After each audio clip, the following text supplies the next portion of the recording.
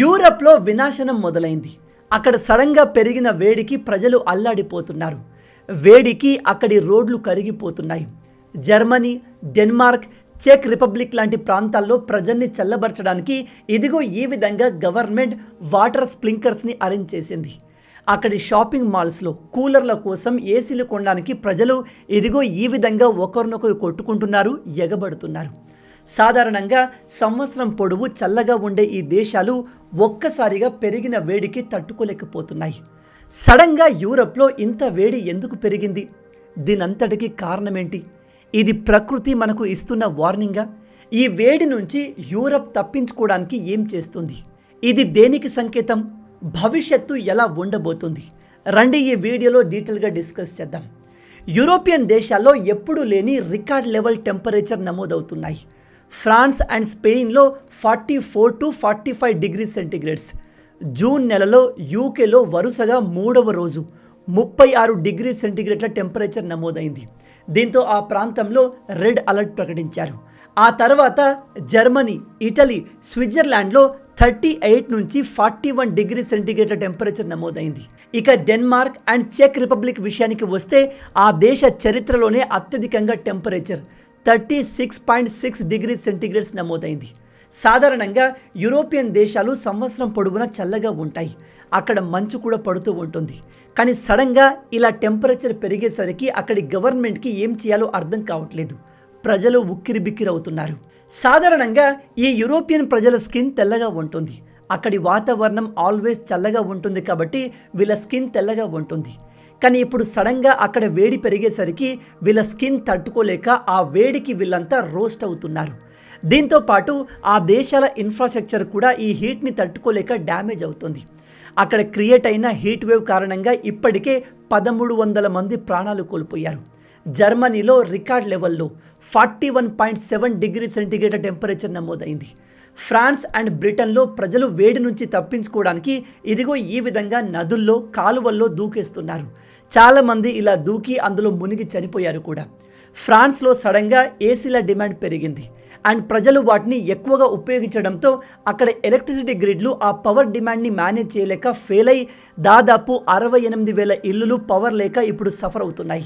ఈ భయంకరమైన వేడికి అక్కడి రైలు పట్టాల్లో థర్మల్ ఎక్స్పాన్షన్ జరిగి అవి రైళ్లు వెళ్లేందుకు ప్రమాదకరంగా మారాయి.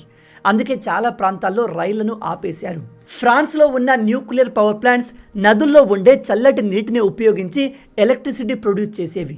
కానీ నది నీరే వేడెక్కడంతో అక్కడ న్యూక్లియర్ పవర్ ప్రొడక్షన్ని చాలా వరకు ఆపేశారు. ఇక ఇంతటి హీట్ని అక్కడి ప్రజలు ఏ విధంగా తట్టుకుంటున్నారు అనే విషయానికి వస్తే గవర్నమెంట్ ఎన్ని రిస్ట్రిక్షన్లు పెట్టినా సరే ప్రజలు వాటిని ఏమాత్రం పట్టించుకోకుండా నదుల్లో, కాలువల్లో దూకుతున్నారు. చాలామంది ఇలా దూకి ప్రాణాలు కూడా కోల్పోయారు. యూకేలో టెంపరేచర్ 38 డిగ్రీ సెంటీగ్రేడ్ దాటడంతో అది పిల్లలకు ప్రమాదమని గ్రహించి దాదాపు 500 కన్నా ఎక్కువ స్కూళ్లను మూసేశారు. అవుట్డోర్లో జరిగే స్పోర్ట్స్ ఈవెంట్స్, సెలబ్రేషన్, మ్యారేజెస్ అన్నిటినీ క్యాన్సిల్ చేసేశారు. బెల్జియం లాంటి దేశాల్లో అడవి జంతువుల్ని ఈ హీట్ నుంచి కాపాడడానికి అనేక స్పెషల్ వైల్డ్ లైఫ్ రెస్క్యూ సెంటర్స్ని ఎస్టాబ్లిష్ చేశారు. అలాగే ఫ్రాన్స్లోని కాలేజెస్, యూనివర్సిటీస్ విండోస్ పైన ఇదిగో ఈ విధంగా తెల్లటి పెయింట్ని వేస్తున్నారు. దీని ద్వారా సూర్యరశ్మి రిఫ్లెక్ట్ అయి లోపలి టెంపరేచర్ కూల్గా ఉంటుంది అనేది వీళ్ళ కాన్సెప్ట్. ఇలా చేసి దీన్ని వీళ్ళు క్లెవర్ డిజైన్ అని చెప్తున్నారు. కానీ ఐరనీ ఏమిటంటే మన ఇండియాలో ఊర్లో ఉన్న అమ్మలు ఇల్లు చల్లగా ఉండేందుకు ఈ విధంగా పేడను రుద్దడం, పిడికలు వేయడం చేసేవారు.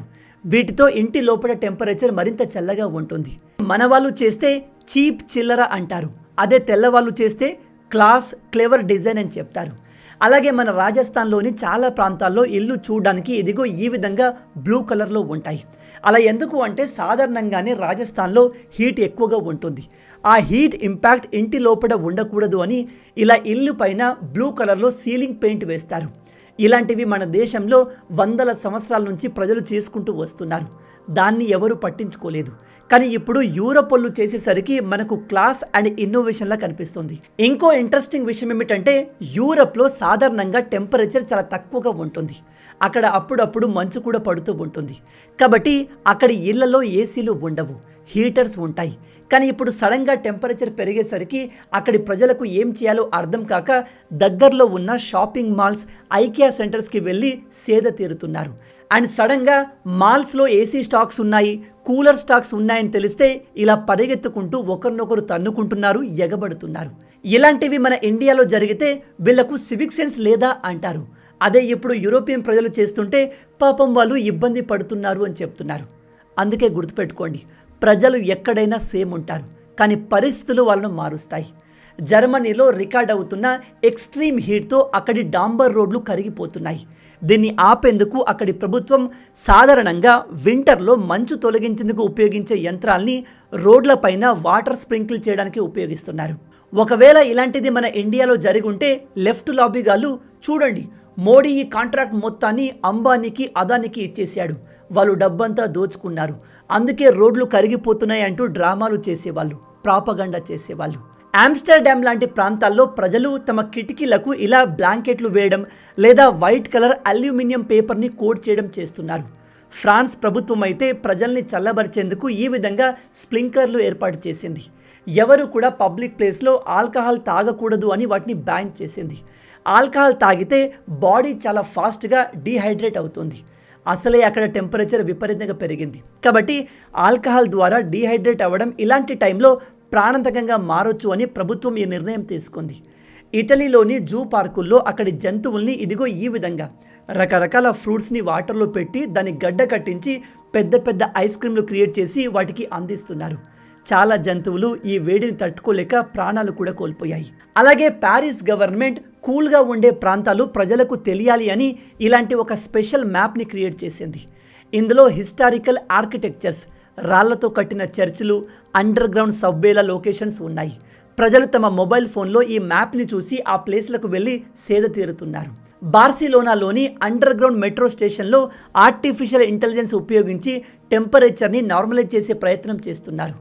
ప్యారిస్లో రాత్రి టెంపరేచర్ కూడా తగ్గట్లేదు కాబట్టి ఆ హీట్ నుంచి ప్రజలు తప్పించుకోవడానికి పార్కులను రాత్రి సమయంలో కూడా ఓపెన్ చేశారు. ఇప్పుడు ప్రజలు రాత్రి పూట అక్కడికి వెళ్ళి పార్కుల్లోనే పడుకుంటున్నారు. గవర్నమెంట్ ఇలా ఎన్ని చర్యలు తీసుకున్నా, ఎన్ని జాగ్రత్తలు తీసుకున్నా ఈ హీట్ కారణంగా యూరప్ మొత్తంలో దాదాపు 1300 కన్నా ఎక్కువ మంది ప్రాణాలు కోల్పోయారు. ఇది చిన్న నంబర్ కాదు. ఇక మేజర్ విషయాన్ని డిస్కస్ చేద్దాం. సడన్గా యూరప్లో ఇంత వేడి ఎలా వచ్చింది?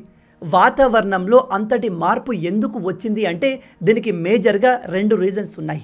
సాధారణంగా యూరప్లో సమ్మర్ జూలైలో స్టార్ట్ అవుతుంది, కానీ జూన్లోనే 44 డిగ్రీల టెంపరేచర్ నమోదవ్వడం అక్కడి ప్రజలకు పీడకలగా మారింది. వీళ్ళ దురదృష్టం ఏమిటంటే రాత్రి సమయంలో కూడా టెంపరేచర్ మినిమం 28 డిగ్రీ సెంటీగ్రేడ్స్ కంటే ఏమాత్రం తగ్గట్లేదు. దాంతో పొద్దున అండ్ రాత్రి ప్రజలు ఉక్కిరి బిక్కిరి అవుతున్నారు. వీళ్లను ఒక ఓవెన్లో పెట్టి ఉడకబెట్టినట్టుగా మారింది. ఇలా జరగడానికి కారణం number 1 omega block. Omega block అంటే సాధారణంగా జెట్ స్ట్రీమ్స్ అనేవి మన భూమి చుట్టూ ఉత్తరం నుంచి తూర్పు వైపుగా ఈ విధంగా ప్రవహిస్తూ ఉంటాయి. అయితే కొన్నిసార్లు ఈ జెట్ స్ట్రీమ్స్ ఒక ప్రాంతం పైన ఒక డోమ్ లాంటి స్ట్రక్చర్ని క్రియేట్ చేస్తుంది. దీన్ని ఒమేగా బ్లాక్ అంటారు. ఒమేగా అని ఎందుకు అంటారు అంటే ఇది చూడడానికి గ్రీక్ లెటర్ అయిన ఒమేగా లాగా కనిపిస్తుంది. మీరు ఇక్కడ చూసినట్టయితే యూరప్ ప్రాంతం పైన అండ్ చుట్టూ ఒక ఎయిర్ లేయర్ క్రియేట్ అయింది. దీనికి లెఫ్ట్ అండ్ రైట్ సైడ్లో లో ప్రెజర్ రీజియన్స్ ఉంటాయి, మధ్యలో హై ప్రెజర్ ఉంటుంది. ఇది ఈ ప్రాంతంలో ఉన్న హీట్ని బయటకు పోనివ్వదు. ఈ ప్రాంతంలో వాతావరణం ఎలా ఉంటుంది అంటే స్టవ్ని ఆన్ చేసి దానిపైన బౌల్ పెట్టి దానిపైన క్యాప్ వేసినట్టుగా ఉంటుంది. ఈ జెట్ స్ట్రీమ్ అనేది పైన క్యాప్ లాగా పనిచేసి ఈ ప్రాంతంలో హీట్ని విపరీతంగా పెంచేస్తుంది. ఫస్ట్ ప్రెజర్ పెరుగుతుంది, దాంతో హీట్ పెరుగుతుంది అండ్ ఇక్కడ హ్యూమిడిటీ కూడా ఎక్కువగా ఉంటుంది కాబట్టి ప్రజల్ని కుక్కర్లో పెట్టి ఉడకబెట్టినట్టుగా పరిస్థితి క్రియేట్ అవుతుంది. ఇక రెండవ కారణం ఈ ఒమేగా బ్లాక్ ఎందుకు క్రియేట్ అయింది అంటే సైంటిస్టుల ప్రకారం ఇది క్లైమేట్ చేంజ్ వల్ల ఏర్పడింది. వాతావరణంలో పెరుగుతున్న పొల్యూషన్తో ఎర్త్ టెంపరేచర్ పెరిగింది. ఎర్త్ టెంపరేచర్ పెరిగినప్పుడు అది భూ వాతావరణం మొత్తాన్ని ఎఫెక్ట్ చేస్తుంది. దాని ఎఫెక్టే యూరోప్ ప్రజలు ఇప్పుడు అనుభవిస్తున్నారు. కర్మ ఎవరిని వదిలిపెట్టదు. ఇన్ని రోజులు యూరోపియన్ దేశాలు ఇతర దేశాలకు ఇచ్చిందే ఇప్పుడు వీళ్ళకు రిటర్న్ అవుతుంది. ప్రజెంట్ మనం పొల్యూషన్, గ్లోబల్ వార్మింగ్ గురించి మాట్లాడితే దానికి మేజర్ కారణాలు అమెరికా అండ్ చైనా అనుకుంటాం. ఎందుకంటే టెక్నాలజీ పరంగా, ఇండస్ట్రీస్ పరంగా ఈ దేశాలే టాప్లో ఉన్నాయి. కానీ మీరు హిస్టారికల్లీ చూస్తే భూ వాతావరణాన్ని నాశనం చేయడం మొదలుపెట్టింది ఈ Europe. Global warming Britain and Europe కారణంగా 18వ శతాబ్దంలో స్టార్ట్ అయింది. యూరప్ బొగ్గును మండించి ఇంజన్ని రన్ చేయొచ్చు అనే కాన్సెప్ట్ని తయారు చేసి ప్రపంచానికి అందించింది. అదే మేజర్గా పొల్యూషన్కి కారణమైంది.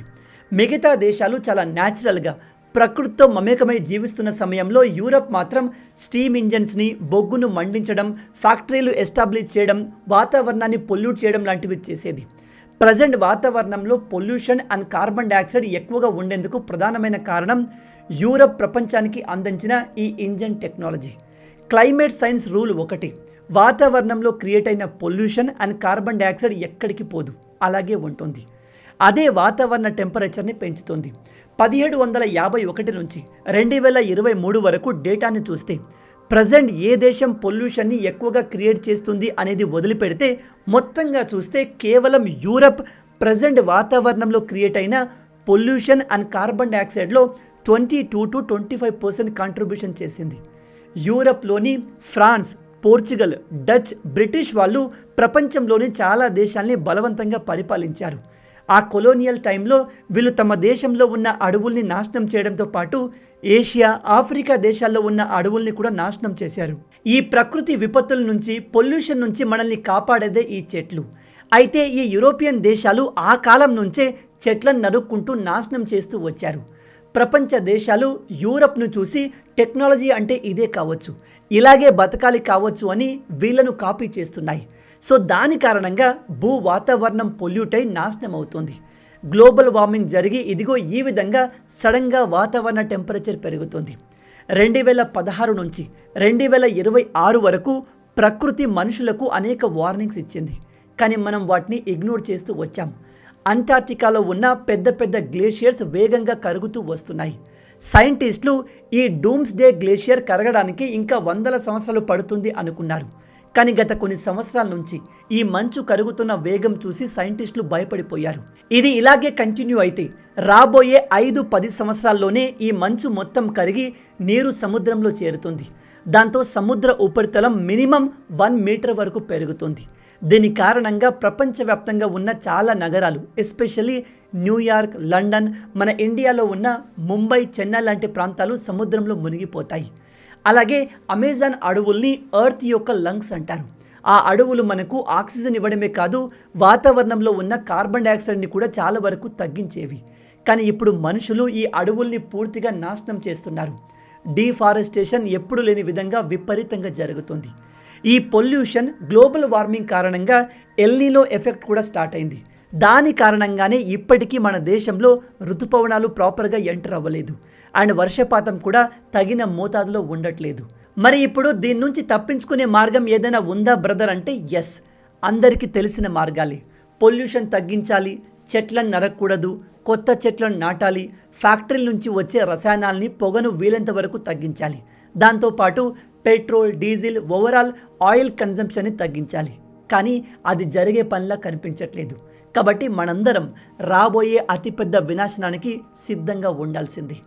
పరిస్థితులు ఇలాగే కొనసాగితే మానవ జాతికి ఈ భూమిపైన ఇంకో 100-200 సంవత్సరాల కన్నా ఎక్కువ టైం లేదు. ప్రజెంట్ మనం క్రియేట్ చేసిన టెక్నాలజీతో మన గోతిని మనమే తవ్వుకుంటున్నాము. అవునా కదా? మొత్తంగా ఇవి ఈ వీడియోకి సంబంధించిన పూర్తి విషయాలు. ఈ వీడియో మీకు నచ్చింది అనుకుంటున్నాను. ఇలాంటి అమేజింగ్ వీడియోస్ మీ వరకు తీసుకురావడానికి నేను, నా టీం ఎంతగానో కష్టపడతాం. కాబట్టి వీడియో నచ్చితే లైక్ చేసి మన ఛానల్ని సబ్స్క్రైబ్ చేయడం మర్చిపోవద్దు. రాబోయే వీడియోలో ఇంకో ఇంట్రెస్టింగ్ టాపిక్తో మళ్ళీ కలుద్దాం. అంటిల్ దెన్, జై హింద్, జై భారత్, భారత్ మాతాకి జై.